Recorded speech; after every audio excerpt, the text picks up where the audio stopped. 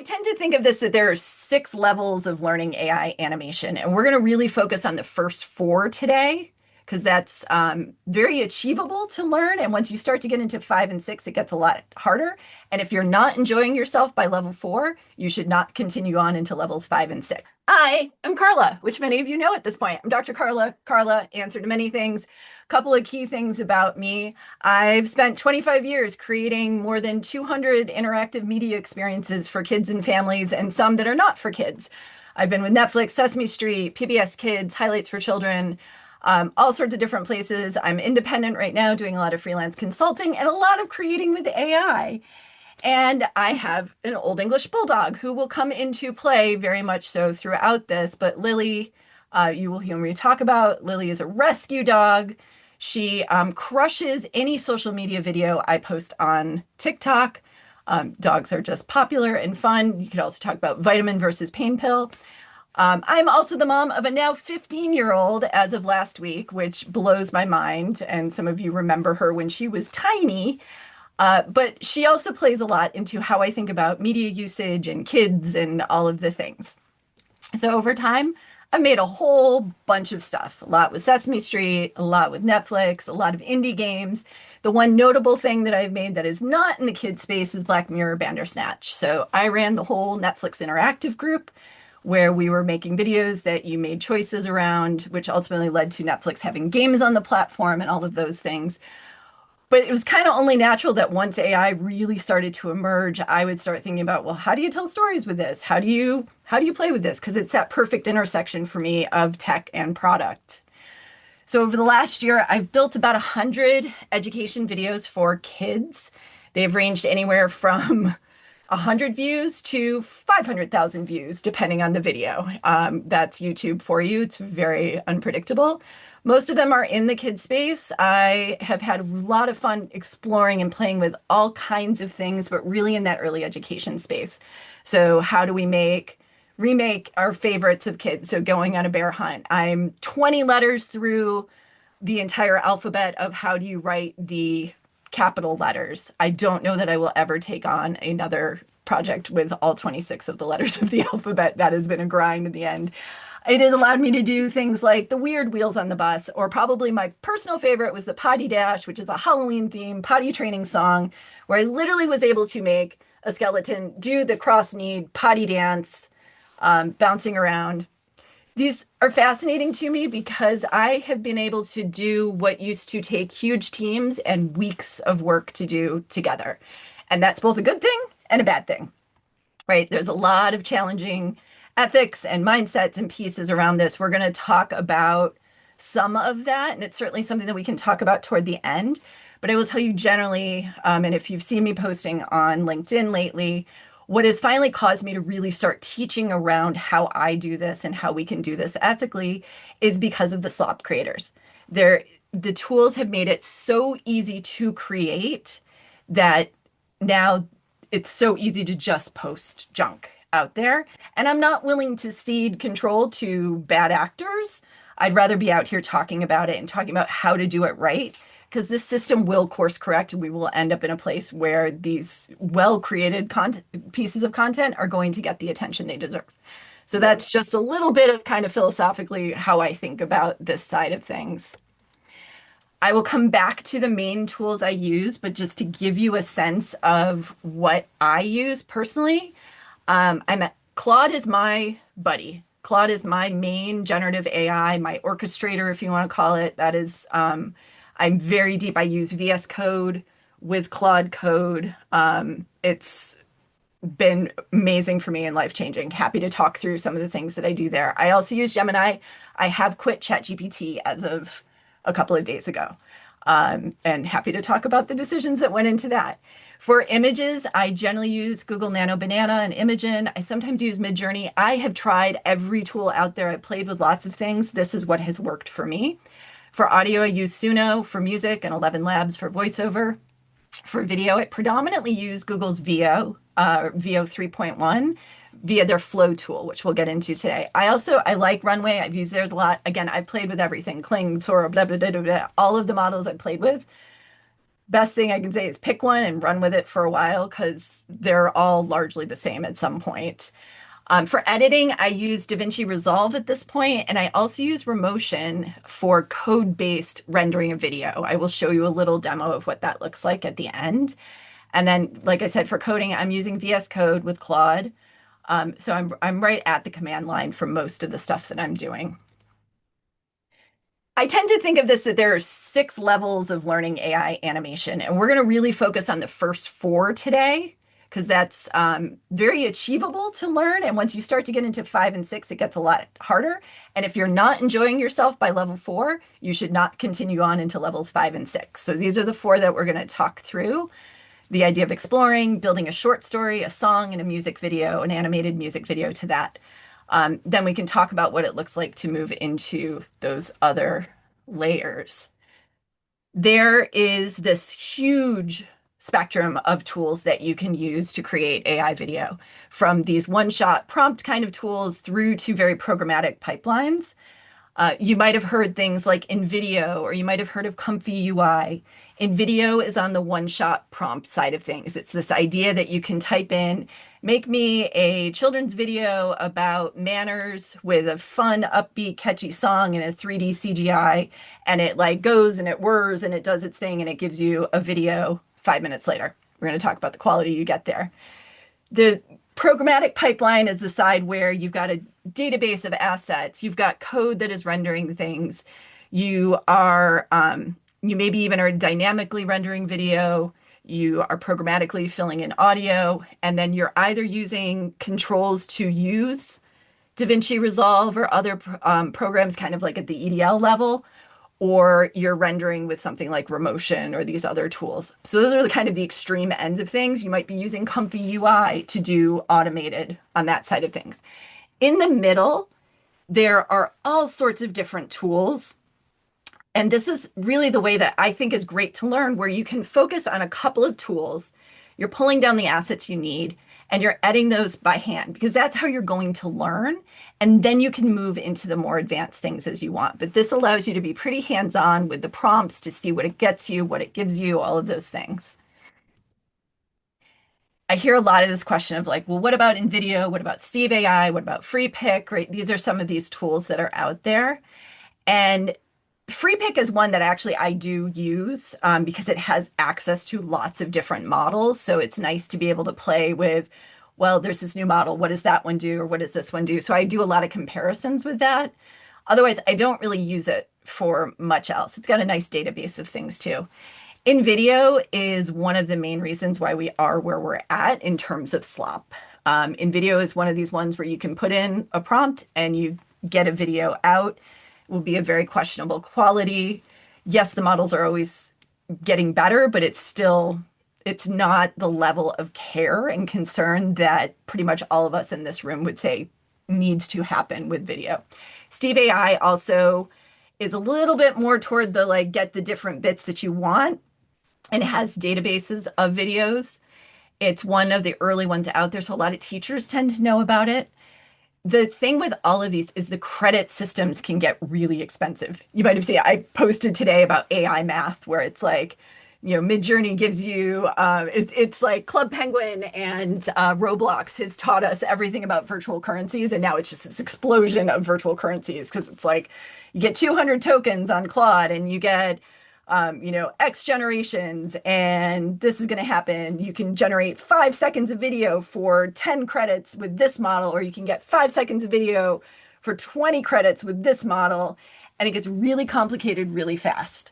And so, especially with systems like Steve AI, I've seen people just like get overwhelmed by the cost of what the credits end up being. So again, I like going to these directly to the tools where you're still dealing with credits, but you've got a better sense of what you're dealing with. These tools can also get outdated quickly. Like I said, they're really good for experimenting. And I also, once you're comfortable and you want to start playing in that level 5 or 6, it's actually really easy to build your own pipeline because of vibe coding. So, and one-shot prompts just don't work yet. This is the slop version of the cat. So you get these creators who are out there who are just pushing buttons. I've found YouTube channels where there are videos coming up every 30 minutes that they are posting new kids videos that are just absolute junk. And it's because of tools like InVideo. And just to give you a sense of some of the slop that I have found recently, so we see a lot of word salad, which is like this up here. There's terrible alphabets. It's just the AI approximating what it should look like, not actually making words. This one was a relatively recent find of it's the ABCs at breakfast song, and the baby bites the apple, and literally this like red blood-like substance starts flowing out of its mouth. I found multiple videos of Jesus hanging out with My Little Pony, Minions, Hulk, Spider-Man, Bluey, all sorts of characters. And then the one that like just breaks my brain, this is from one that's called, it's an alphabet video. And in the J is for jelly, it is this image of a woman pulling a banknote out of Jello with her teeth. Just and also if you look, there's actually coins embedded in the Jello. Right? When I worked at Sesame Street, we wouldn't use like we were making a music game and we wouldn't use the whole notion of pots and pans on the stove as drums because of the risk that a child could pull a pan off of a stove that was hot. Right? So you look at all of these creators who are taking all of these like very careful decisions to create content, and then you've got this stuff popping up on YouTube. And these are not just videos that are getting 30, 40, 700 views. These are videos that are getting 100,000, 200,000 views. There's one, Dinosaur at My Window, which went up a couple weeks ago, that is this sort of, standard kids lullaby-ish song like Mommy, Mommy, Help Me. And there's a dinosaur at my window. The dinosaurs are all skinned with superhero characters or like super villains. So there's like Captain America T-Rex or there's Joker T-Rex. And then it chases the baby down the hallway. And that video's done 36 million views at last check. It's IP infringement. It's scary. It's just all the things. So it's pretty amazing that you can make this stuff with these tools. It's also super terrifying. And part of the reason why this explosion has happened is all these people who are looking for free lunch and thinking, hey, this is great. And there are all these videos on YouTube that are, saying, here's what you can do by posting faceless kids videos on YouTube. You can earn $890 a day. You can earn $10,000 a month. There's another one that is a hooded dude with X's over his eyes who's teaching you how to make kids videos. I'm guessing you would rather learn from me than from the hooded X guy. Just a hunch. But there's these videos out here. And when you break down the math, the reality of what you would have to do to actually get this kind of money. So YouTube for kids is generally about $1 RPM, which is revenue per 1,000 views. And it's $1 to sometimes, if you're lucky, you hit $2, but it's generally $1 or less. And that's because they can't do personalized advertising for kids. A lot of other YouTube category RPMs are much higher, but that's because they then can know that you're an adult interested in tech and show you tech videos. You can't do that with kids. So RPM is super low. So to hit a $900 RPM a day, you would need 900,000 views in a day, right? To hit 10,000 a month, you need 10 million views a month. For comparison, this is PBS's data from February 25th. PBS Kids on YouTube on February 25th did 2 million views. So, there's this aspect of like, right? So 900,000 views. Can you do half of what PBS is doing in a day? That's right. Like these people would not be making these videos on how to do it if they had actually cracked the code on how to do this.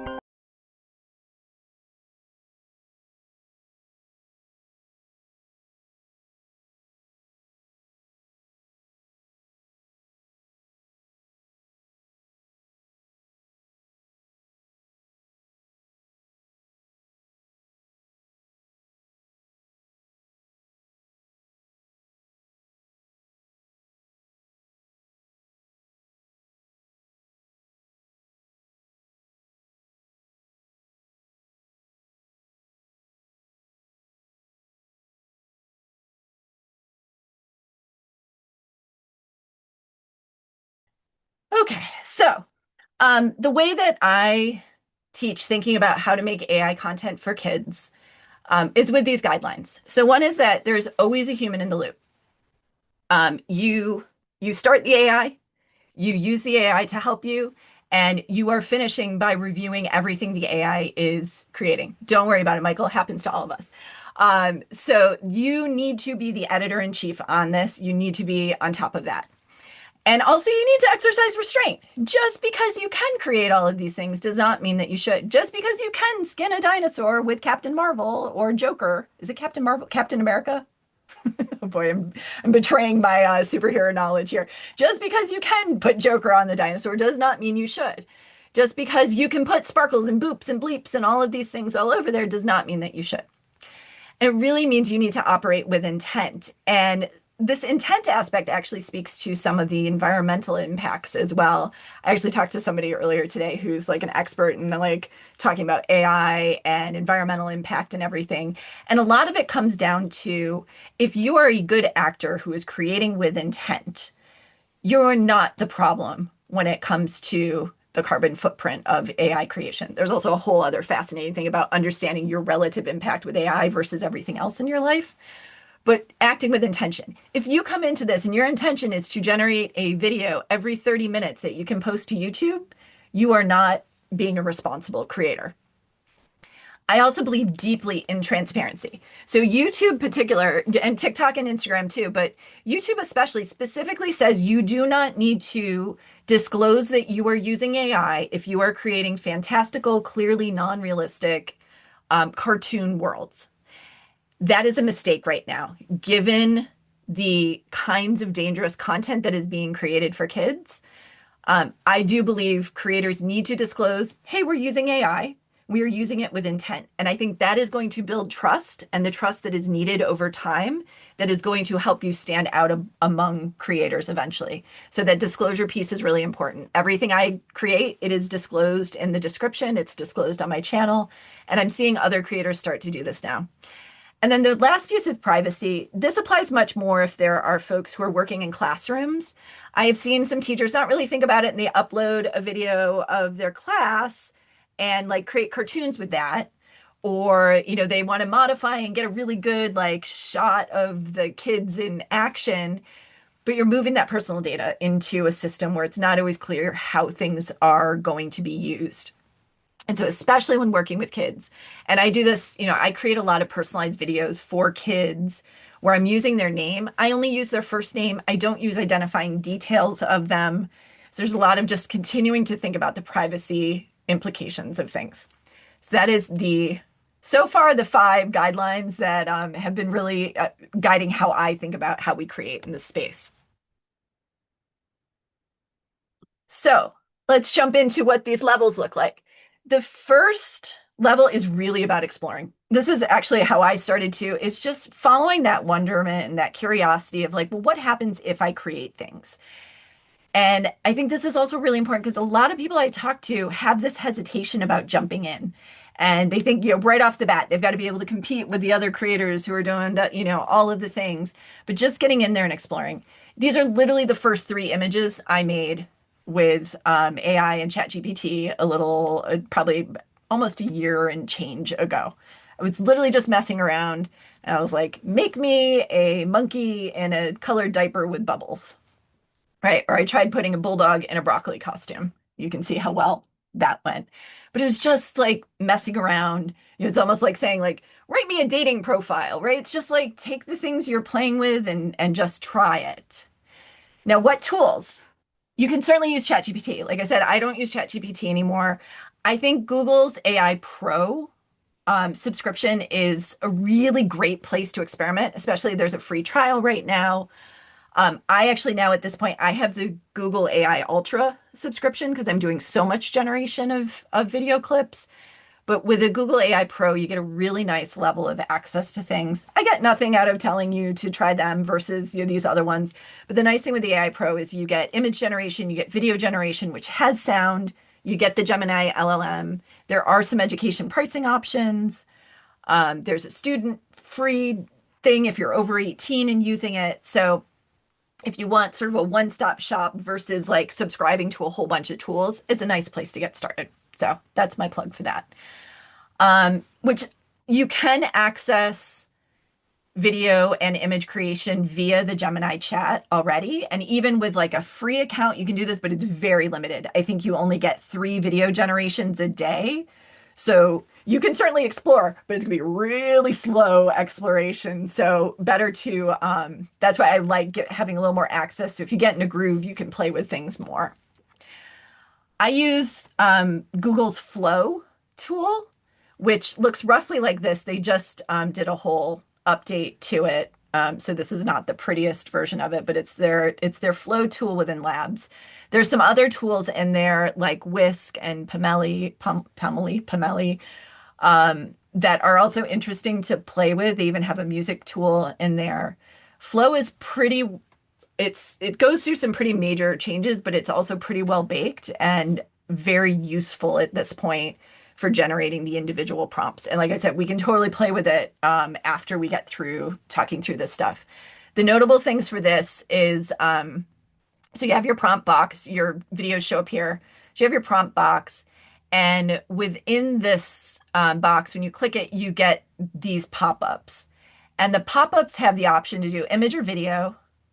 So if you're on video, you then have the option to do frames or ingredients, or you can do text to video. So you have 3 different options of how you can engage. You can do landscape, you can do portrait, you can pick how many generations. It's usually about, 10 credits per generation. So if you're doing 2, it's going to cost you 20 credits.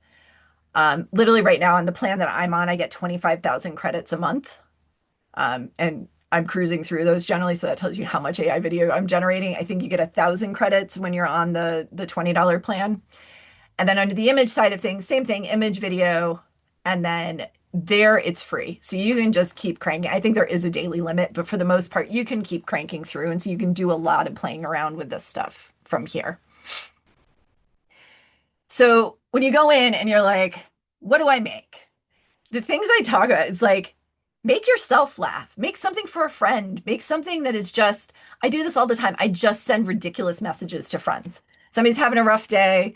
I make a silly image or video for them. It's a really nice way to just experiment and see what happens. You can play with different styles. I have a whole guide of 33 different styles that you can try. And then you can start to push limits. So the AI models are notoriously bad with numbers. So you can try to get it to give you 5 kittens. You can try to get it to give you 10. You can try to do like 5 little monkeys jumping on a bed.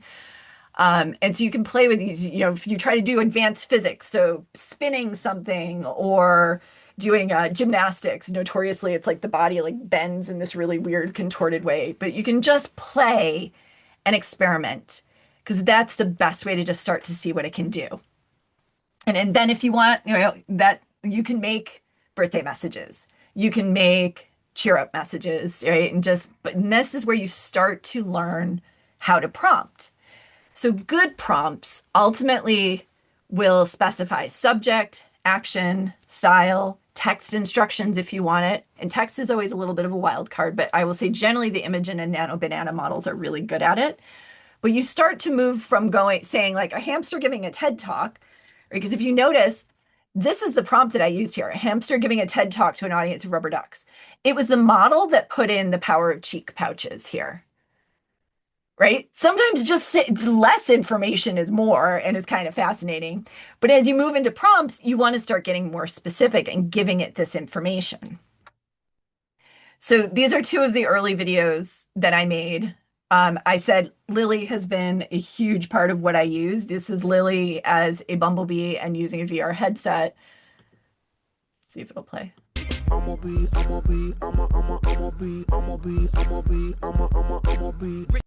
Whoops, let's go back. And then this one. Somebody's watching me. It's my anxiety. And these, I just was playing around. And actually in these cases, I started posting them to TikTok and YouTube just to see what they would do. Some flopped, some did great. It was kind of a fascinating experiment in and of itself, but it was just me playing around to see what's possible. The more I started playing around, the more I started to wonder, like, well, can I tell a story? How hard would it be to tell a story? So level 2, I would say, is you do a very, very, very, very short story.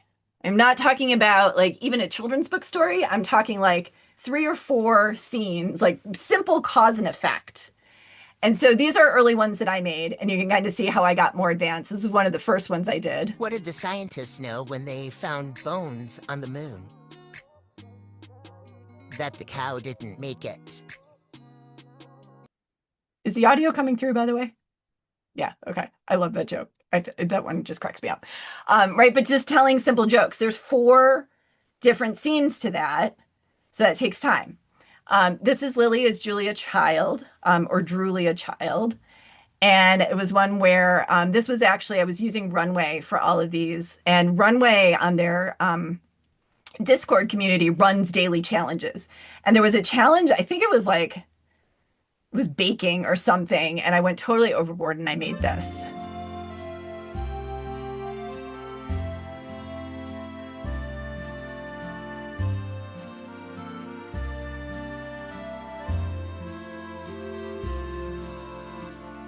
So again, you know, probably 8 scenes. And this also, if you've seen, I also have Julia Child doing the raw turkey parody, which also I have a really weird tutorial on all of the outtakes that happen from that. Because one of the fun things is just save the outtakes because they're hilarious. The other one that I made that I absolutely adore is this one. The song is not mine. It's some of you might recognize it. I can't think of the group's name right now. I should have put it on here, but there's this one.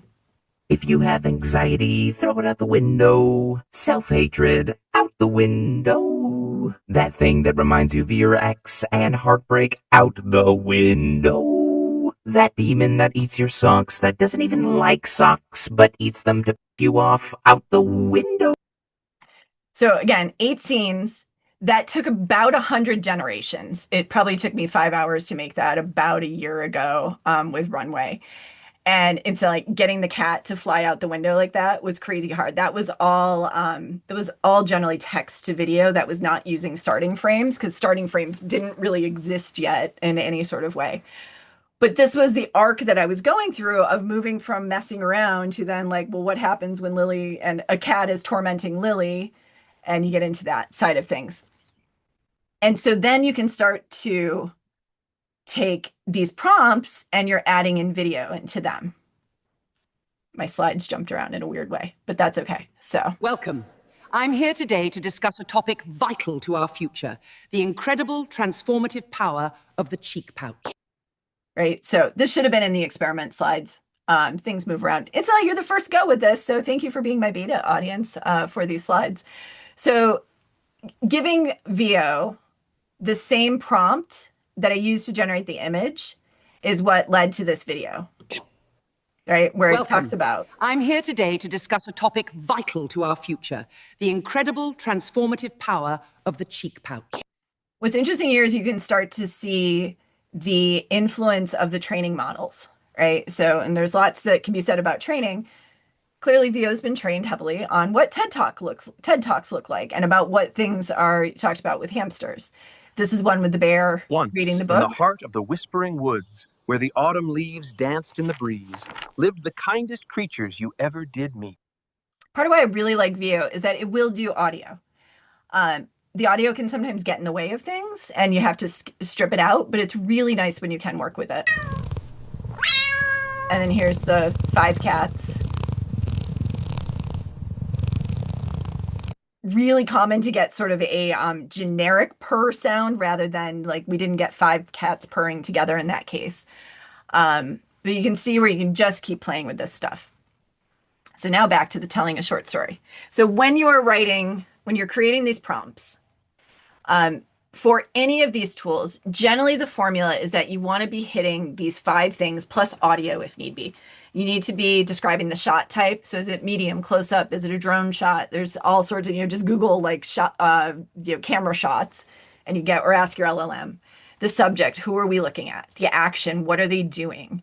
The setting, where are they? And the style. So whether it's 3D CGI, watercolor, storybook, photorealistic, you can get into things where you start putting lens types and, sort of like really specific camera instructions.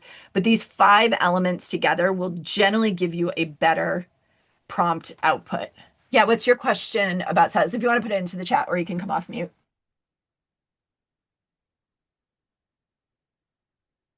I'm guessing you're typing. So I'll just finish out with the with audio, and VO, and some of the other models do audio as well, but with VO specifically, you can then put in, the character says blah blah blah blah blah. If you have more than one character, it could assign it to either, even if you give it specific instructions. It's really hard to dictate what voice, that it sometimes changes which voice is going on. So then you can start to get into things where you strip out the audio, you put it into 11 labs, and you have 11 labs reskin the audio with the one you want. Again, level 5 and 6.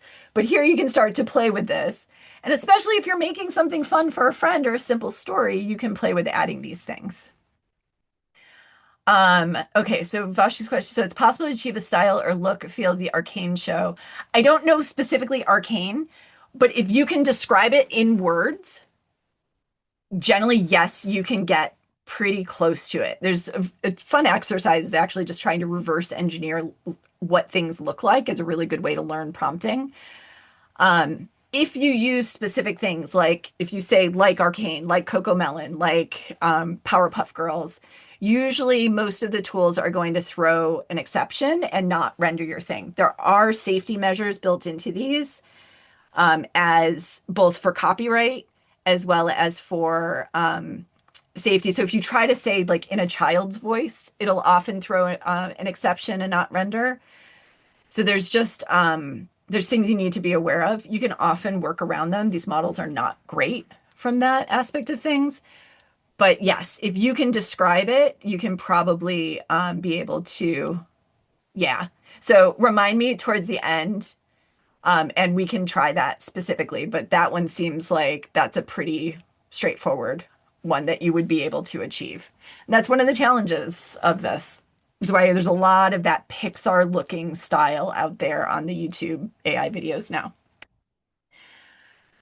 So if you want to like take that birthday, here's a more advanced prompt specific to the birthday kind of message. So you got medium shot of a friendly green T-Rex with big expressive eyes wearing a party hat, next to a soccer ball doing a happy dance. Birthday cake is with lit candles is there, the setting, and the style. So it's all in there. In this case, it added audio. Happy birthday to you. Happy birthday to you. And it also kind of looks like there might be a hole burning in the wall here. So, you can tweak those things. But you can start to see where the specific prompts will give you more tuning on what you want to achieve.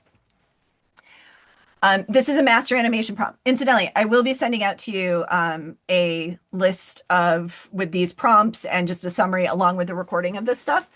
But this is one way that you can start to simplify your life in getting prompts. Once you start to establish, like, this is my prompt style, you can build a master prompt. And there's lots of different ways that you can do this.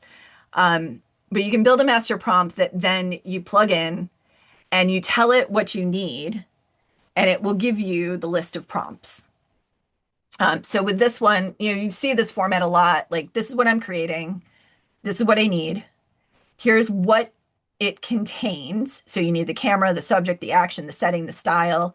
Here's the rules, right? I want one subject, one action, no extra characters, no background clutter. Keep it simple, right? You can specify all of these things. You can say like fireworks in every scene if you want. And then it's going to output an example version of what you want, and then you give it whatever context. So if you're asking it to create for lyrics for a song, you can paste in the lyrics and say, I need one animation prompt per line, kind of thing. Some of the models like ChatGPT or Gemini will get lazy toward the end. So the bigger that list that you're creating, probably you want to try to chunk it and say, here's the first 10, here's the first 20. It's trying to preserve context windows and tokens, and so it drifts and it gets lazy. If you're doing 3 to 5, not a big deal, but you'll see this. Claude's pretty good with it at this point. And what I actually have in my case, I have a project or a skill now set up where it's got the context of how I like my animation prompts and what kind of styles I want. It's got a file of example ones. And so I can tell it I'm doing, a letter song in this style. I need these prompts. Or I can tell it I'm doing a story in this style. I need these prompts with these characters. And it generates what I need.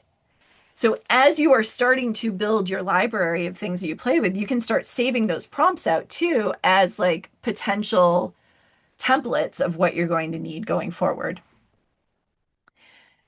So I took the hamster and wanted to start to show what it would look like as a short sort of arc of things. So in this case, I was like, okay, so the hamster gives that first piece, the audience reacts, and then the hamster continues.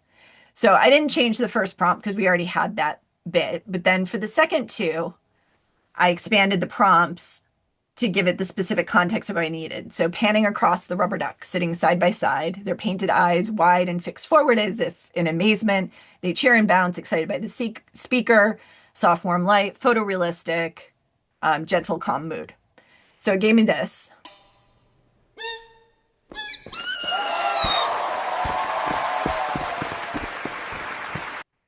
A lot of times I end up cutting and just taking the bits that I want or need. I don't know that I want the squeaks at the beginning of that, but because these tools generally will render in 5 to 8 second chunks, you kind of get whatever you get, and then you can always chop off what you don't need. And then in this last one, I went back to the hamster at a slightly different angle. So notice it kept this because I actually used what's called ingredients to video. So I gave it this first image as reference, but said do a slightly different shot, this medium shot, and then show him as a baby hamster behind it. And then there's dialogue for this as well. When I was younger, I was afraid, ashamed at how I looked. I don't know what it says that the audience laughed at him saying he was ashamed how he looked, but that's there. Now you notice there's 2 different audios to the voice. I'm here today to discuss a topic vital to... We've got, British female, and then we've got British male. So that's something that you can fix in post, as they like to say. So you take those files and you edit them together. You can use a tool like CapCut. I used CapCut for a long time as a beginner. I only switched to DaVinci probably after about 8 months of working through, and it was because I was starting to really hit the limits of what CapCut would do reliably. But CapCut will work great for you early on because you don't need to be super advanced in what you're doing. So you pull the 3 clips in, you clip, if you want to make that center one a little shorter, you can add, CapCut has the voice changer and all of this, there's free options for this. So you can change it so then it's all the chipmunk voice, right? You don't even have to worry about going to 11 Labs and getting into their workflows for things. You can just go ahead and work through this. And then you're just starting to make these very short, simple stories that gives you practice not only editing, but then generating. So that's level 2. So level 3, you get into songs. And I love making songs. Now, songs are incredibly popular in childhood, so it's an easy thing to do. There's all sorts of ones where you can make your own version of things, like Twinkle Twinkle and ABC songs and Going on a Bear Hunt. You can write your own. It doesn't require lip sync or consistent characters unless you really want it to. Suno is the tool I use most. There is a free tier. I have struggled with other music generation tools. I've not been able to find another one that compares to Suno. I keep trying, I keep looking, but haven't found one yet. So this is a tongue twister. I'm gonna play this video for you in a second. It's a tongue twister that is often used by artists. We use it all the time in my improv team that I perform with. It's a warm-up that we learn. It's a super big mouthful. It's a tongue twister. I threw it into Suno to make a song with it, and it took a bunch of generations to get it right. It definitely is something that took time, but I'm still like, I love this so much. Boom, bida, boom, bop, boom, shika, shika, 1 hen, 2 ducks, 3 squawking geese, 4 limerick oysters, 5 corpulent porpoises, 6 pairs of Donald versus tweezers, 7,000 Macedonians in full battle array, 8 brass monkeys from the ancient sacred crypts of Egypt, 9 apathetic, sympathetic, diabetic old men and roller skates with a marked propensity for procrastination and sloth. 10 lyrical, spherical, diabolical denizens of the deep who all stall around the corner of the quo, of the quay, of the queevery, all at the same time. Bida boom bop boom, shika shika boom. Right? It's just wild, again, what you can get these tools to do. And what's interesting is, a lot of the slop content, you get mispronounced words. There's a 50 states one that I was just looking at, and it talks about Ribio Island and Louisiana. But if you put the effort and the care into it, the things that you can get it to do is really amazing. So with Suno, best practices when you're putting lyrics in, we'll talk about how to actually write the lyrics in a second, but when you're using Suno itself, there's two options within the generator. There's simple and there's custom. I would say generally don't even bother with simple. Simple is like you put in a nursery song for kids, and it's going to write lyrics. It's going to assign a style, and chances are it's going to be slop. So it's just not worth that effort. Bad prompts lead to bad outcomes. So you want to use custom. There's a bunch of different things you can do with it, but it's fundamentally the two things that really matter, the lyrics and the style. When you're putting the lyrics in, the more you space it out and specifically label chorus, verse, bridge, the smoother the generation will generally be. If you're leaving it, a lot of these tools, they're computers. The more specific the instructions are, the better, right? If you think about, I don't know if you ever had to do the letter writing exercise where you write the instructions of how to mail a letter, and inevitably you skip some steps because it's like there's a very concrete steps to things. It's the same thing here. You just want to be concrete. So you put your lyrics in, you space them out, you put in your style information. It can be as specific or not as you want. Again, this is a case where you can't say like Taylor Swift or Bon Jovi or, pick whatever band. You need to describe the style. You can ask LLMs to help you with suggestions of styles. I actually have I have a document of like 150 styles that I need to share out with you all because there's just a bunch of fun things you can do. And I also say, do not say children's song unless you really want that nasally, high-pitched, cheesy music that we also love. There's a lot of other fun stuff you can do. So if you put in children's song, you're going to get that kind of style, even if you like make it a Beastie Boys style, like 80s rap child song, it's still going to be that voice. It will take iterations. I generally, at a minimum, usually have to generate about 10 times before I get what I want. Here again, you're dealing with credits. It's usually like 10 credits a generation, and you get, I think on their like base tier, you get like 8,000 credits a month. So again, more than enough to be able to generate. You have to spell out words phonetically, and sometimes unexpectedly you have to spell out words. So if you're making an opposite song, if you want Z or Z, actually really matters here. So it's like unpredictably we'll say one or the other. But also like when I made the Dinosaur Road Trip song, it was Dino Road Trip, and it kept saying Dino Road Trip. And so I finally had to put DIE-NO. So if anyone saw the actual raw lyrics that went into it, it looked a little morbid, but that was how I could get it. The other thing is actually rhythm and meter really matters. That was the hardest thing I had making that tongue twister, was figuring out how to break the lines so that it would generate rhythmically. And that's actually why that bada boom bop is in there, was that it was helping fill out some of the gaps that were happening in there. If your generation is repeatedly weird, it's probably because some of the meter is off. And unfortunately, Claude and ChatGPT are really bad at figuring out meter. They just are not, they kind of have a concept of syllable count, but not really. So usually you have to sit there and literally clap it out. You also may run into copyright at really unexpected times. There's the obvious things, like most modern lyrics have been ingested in, and so it will throw copyright errors. But I've run into like Twinkle Twinkle Little Star, even when I'm using the public domain version of the poem, will throw an error. And so then you have to kind of like work around things to find ways through it. That was a lot on how to use Suno. Again, you'll get all of this stuff. Great question. If you write your own lyrics, but you use AI for the composition, do you own the song? It depends on what subscription tier you have. This is where reading the terms and conditions actually turns out to matter. If on Suno, I know Suno for a fact around this because I paid attention or I had to check this. If you're using Suno for free, it is for personal use, not commercial use. So if you generated a song for free and then you went and posted on your YouTube channel and got paid for that, you are technically in violation. How they enforce that stuff, I do not know. And I'm guessing a whole lot of that other slop content is in violation of this stuff. So I don't know how that works, but that is the technical letter of the law. If you have a paid account, and again, the levels matter. I know the account level that I have commercial rights for my generations. And yes, I own it. Now, there's also some really interesting copyright things going on, and I haven't checked the latest, but I know as a couple weeks ago, there was actually some really unclear guidance about who actually owns anything that's AI generated. So we're in a wild time right now. But hopefully that helps because I'm guessing your use case is about using it commercially. So master lyrics writing prompts.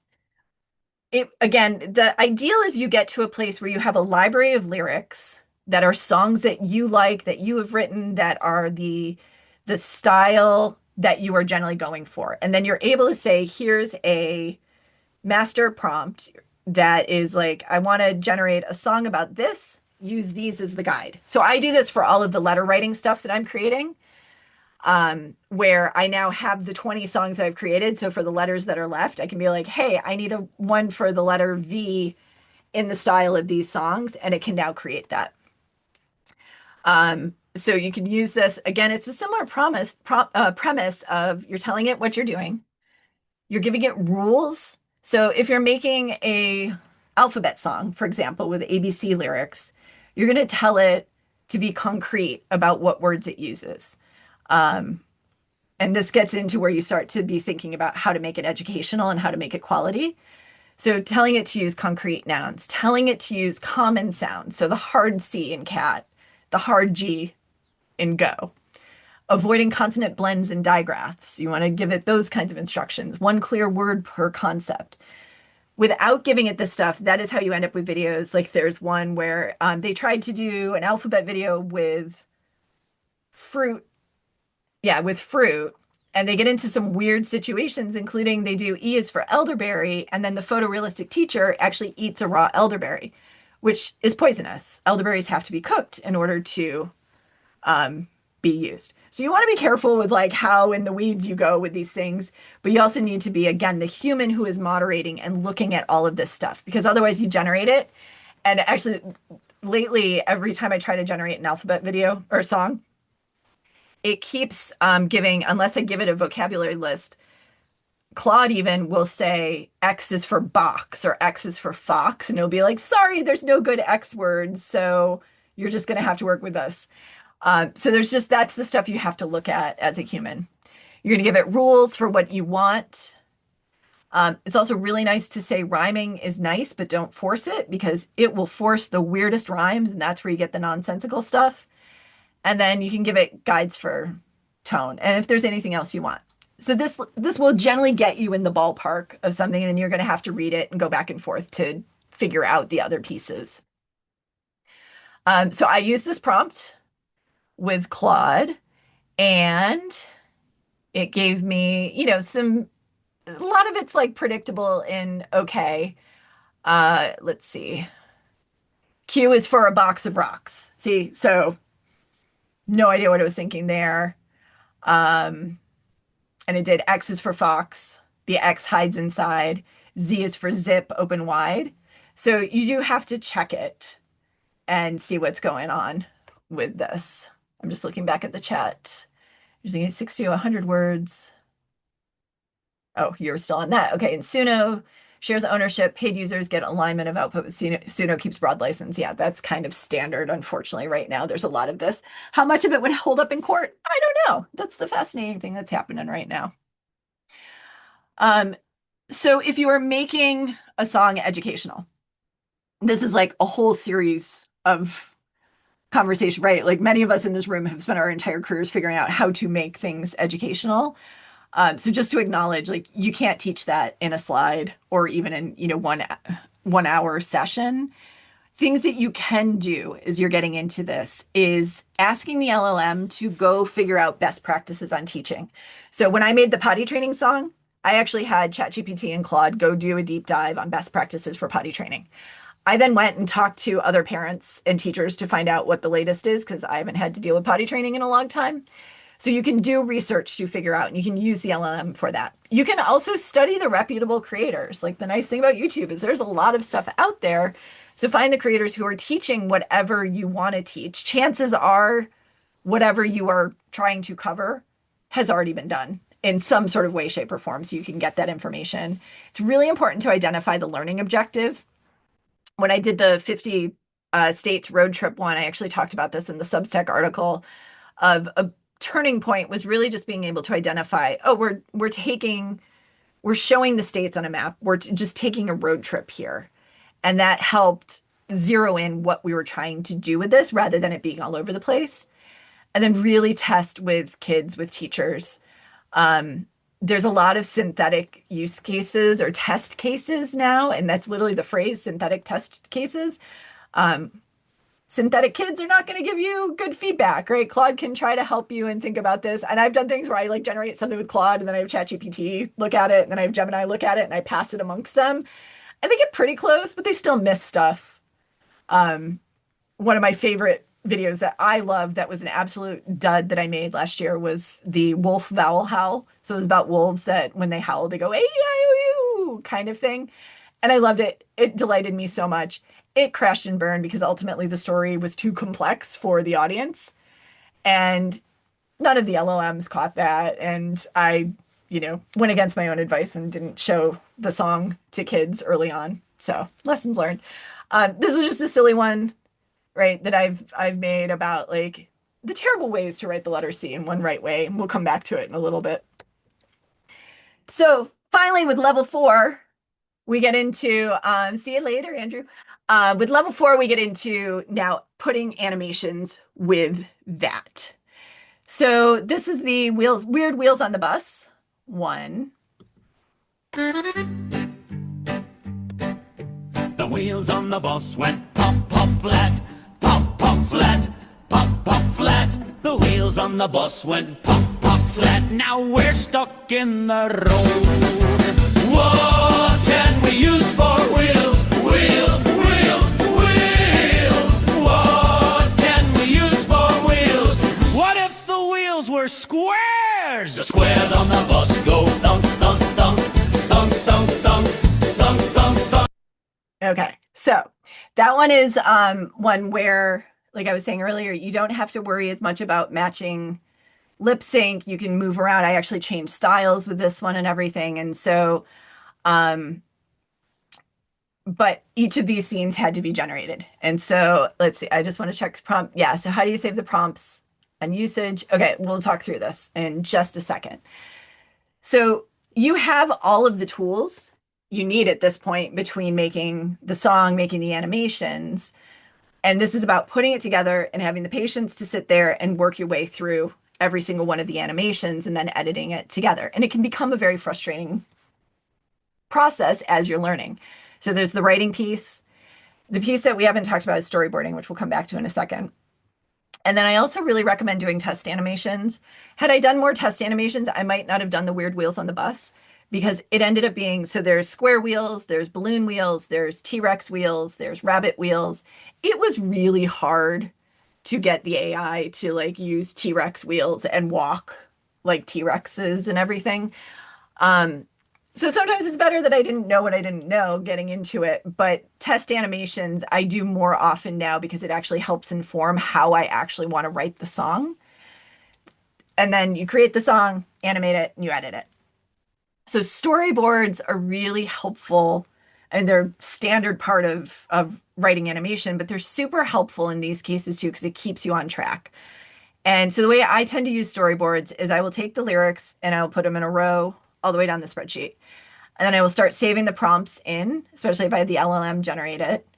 And then I will often generate starting images. So a lot of times I do this. I use starting frames or I do ingredients to video.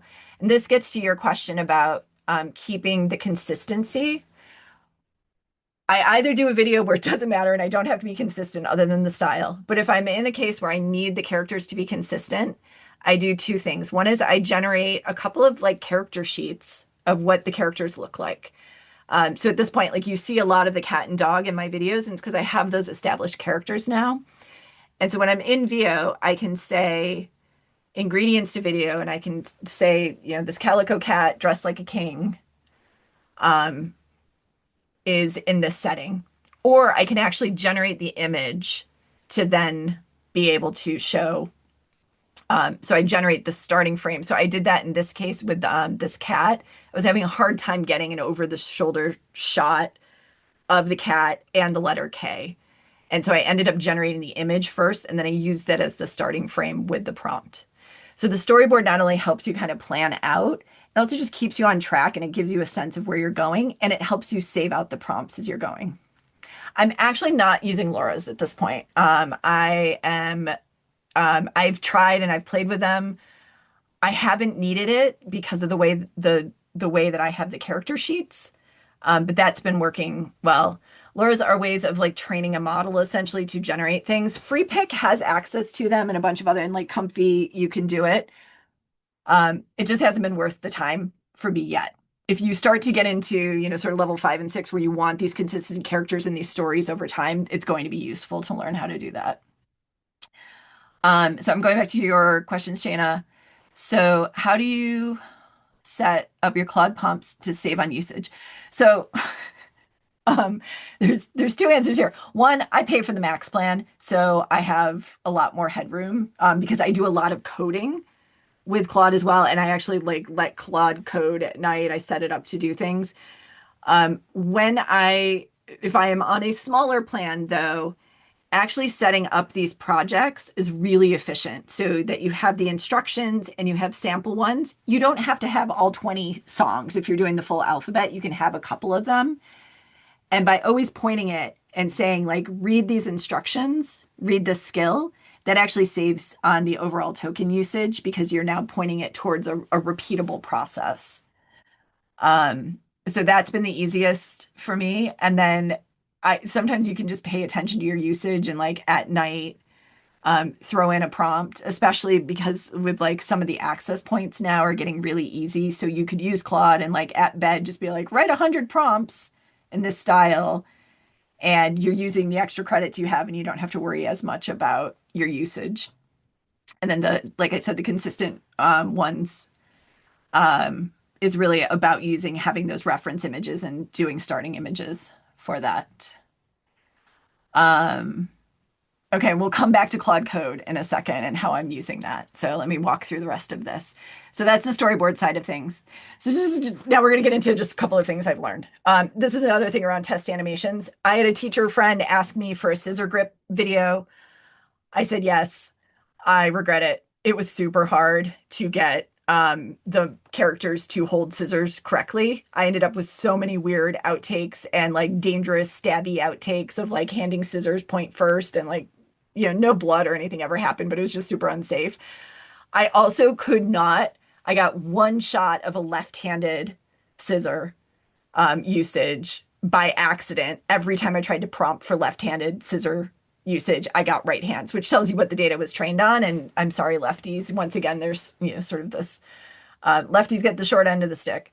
So test animations can really help inform what you do. She also asked me for a pencil grip one, which I have not done because I was this was so hard to do. Again, talking about animations to support learning, you can ask the LLM, you can study others, you can test. The other thing with supporting learning and animations actually goes back to just really good principles of design, where you want the graphics and the text and the narratives to only be used if they are supporting the learning goals. You can smartly use emphasis of arrows and callouts and things to point attention to the specific things. And you want to make sure voiceover and visuals are happening at the same time.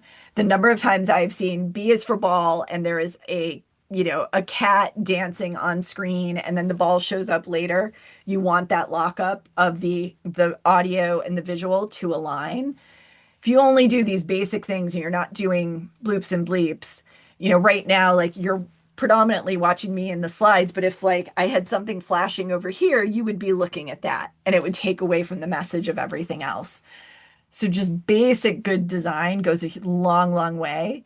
And unfortunately, the models just like to throw in this stuff. So you almost have to do negative prompting sometimes to say no sparkles, no, no this, no that.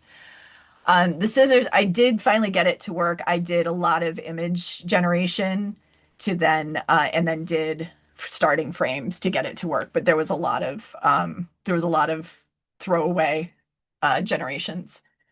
So some other lessons learned, and then we'll get more into Q&A. I love the questions. This is great. So normally in life, there's sort of this adage of like, if it doesn't work the first time, don't do it again. In AI animation, try it again because you sometimes get what you wanted on the second or third generation. So I tend to have if it doesn't work the first time, unless I see an obvious problem in the prompt, I will try again to see what I get. And then if it still doesn't work after a second or third generation, I will then tweak the prompt and start changing ways that I'm explaining or talking about things. But generally, if it doesn't work at first, actually try again in this case. If you want a specific number of things on screen, you may need to edit the image manually. So in this case, this was one where I kept trying to get 7 eggs on screen. And it gave me 1, 2, 3, 4, 5, 6, 7, 8, 9, and a weird number 7/1 thing. I could not, for the life of me, even in the image editing, get it to give me 7 eggs. So I finally went into Canva and deleted things. So there are definitely times where I'm using Canva or Photoshop or some of these other tools to edit things because you just can't get it. And it's notoriously bad at numbers or numbers of objects, especially when you start animating. I think when I was animating this, even though I got it to 7 on one of the generations, like an egg magically appeared again. It just does things like that. Do yourself a favor and learn to organize your files early on. I wish I had learned this lesson early on, and I didn't. I had files everywhere. Whatever, you don't need something super complex, but whatever structure, even if it's just like grouping the files for a particular song into one place, you're going to be a lot saner because inevitably you're going to get to something, you're going to be like, oh, where's that image that I did for this because I want the reference or something. You'll be happy that you can find it. Same as save your final lyrics, save the prompts out, because that context is going to allow you to build context files going forward that's going to make your generations much more efficient. Like I was saying, Anna loves to add sparkles and notes. So this was one, this is from the at song where it's all sorts of at stuff. And it added these notes. In this case, I kind of let it go, but sometimes they're just obnoxiously all over the place. I hate that. It drives me crazy and it's distracting. So I use negative prompts to get them out. Looping animations are super hard. This was another of my harebrained ideas. I decided to make a 15-minute video of a sloth reading a book with all looping animations of the sloth sitting there, and then it slowly turns the page. And I think I made enough generations to cover 3 minutes, and then I got so mad at this that I just duplicated the 3 because I told a teacher friend I would give her a 15-minute timer. Again, I need to be careful what I promise. But it came out okay, but it was really hard. And even when things say they will loop, there is a noticeable jitter that happens. So hopefully it'll get there, but it's been hard. If you're using words, check very carefully. I almost put this slide in, and then I realized it said guidelines. So even when you give it the exact audio or words that you want, you have to use heavy copy editing to check very, very carefully because things will just sneak past that are not necessarily obvious errors. I love playing with memes. One of my best alphabet songs is these photorealistic animals doing construction. It started because capybaras were popular, and so I made it. It's just it's a fun way to get ideas. One of my other best videos, if you remember last year, there was that meme where you held your animal out at arm's length and then spun in a circle, and you held your phone in your mouth, so it got this really weird shot of the animal. I did that with the Great Dane holding a human. Again, this is This is what I do with my time. You can judge me later for that. But like just memes just give you great ideas of things to play with. Highly recommend, pick a tool, learn that. Don't worry about everything else.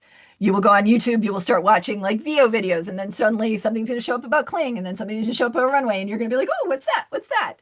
Pick one for the next 30 days and stick with it to just learn the basics of how to create this stuff. You will get there on everything else. This is still a slow process to learn how to do these things. I get this question a lot. Should I post on YouTube? I would say start posting. I started posting on YouTube. It was embarrassing. It was vulnerable. It was, I got weird comments on things. I also posted on TikTok, but I think it's really good because you start seeing what people respond to. Even if you're getting 200 views on things, suddenly you get something that gets 800 views, and that gives you a signal. That's really helpful. So I think it's a good thing to be doing. Do not expect it to make you $900 a day. If it does, oh my God, amazing. Please credit my workshop for helping teach you how to do that. But like chances are you're not going to break out right off the bat. It is not the place where you're going to like make gajillions of dollars right off the bat, but it is still an incredible channel. It is the place that, all the other networks are looking to for proof that something is working. And YouTube ultimately is a packaging game. This is something I've been thinking about doing another workshop just on YouTube and the packaging game that it is. It is about your thumbnail, your title, and your hook. I can show you videos that when I hit the hook right, you see in the data, the hook is like this, and then it crashes and because the rest of the video is terrible. And I have other videos where there's wonderful staying power to it because the hook was terrible or the thumbnail didn't work, it never got the views that it should have. This is time and time again, every creator on YouTube will tell you it is a packaging game these days. So learning how to do that is going to help if that is your ultimate goal of building a sustainable YouTube channel. The other thing is to know is YouTube literally gets 500 hours of content per minute. So again, just like level setting, it's a great place to be. There's a lot of eyeballs. There's also like billions of eyeballs on it. But there is tons of content. And right now the estimates are 20 to 40% of that could be AI slop that's going up. So if you start posting now, know you're playing the long game.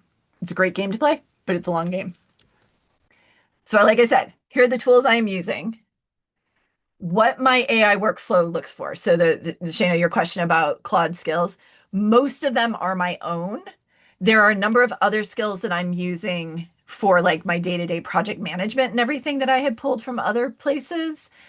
But this is my general workflow of things. So just to give you a little bit of things. So SERP AI API, that's a MCP, which is Model Context Protocol, which is basically a translator of what you say and what a program needs to help Claude better communicate with things.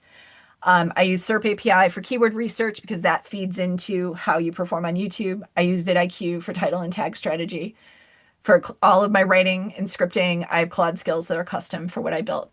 For generating, I'm on VO. I sometimes use the API stuff, and I have a database that I work with. I'm on Suno. For 11 labs, I'm using the API, and then I have some other APIs that I've built to pull specific things where I need to. For assembling, I'm either using DaVinci Resolve or Remotion. I'll show you a Remotion demo in a second. DaVinci Resolve, I'm mostly using in-app, but I also use an MCP so I can write into Claude and it will change the file in DaVinci. I use Remotion, and then I have a custom database that I built for all of my asset organization, tagging, and then even for assembly of video. And when I'm posting, I'm using Nano Banana for thumbnails, vidIQ for optimization, and then Claude skills that I built for captions and metadata. And all of this is running on Claude Code and VS Code is how I do it. So just to show you, so Remotion is it's available on GitHub. It is free. It is definitely, you are in a more technical land to be working with it, but it's pretty amazingly cool what you can do with it. So I'm going to show you, this is a trailer for Remotion about a video that I built. So first I had Remotion build an alphabet video for me, and then this is a trailer about it, because when I post about it, this is what I'm going to share. So just to show.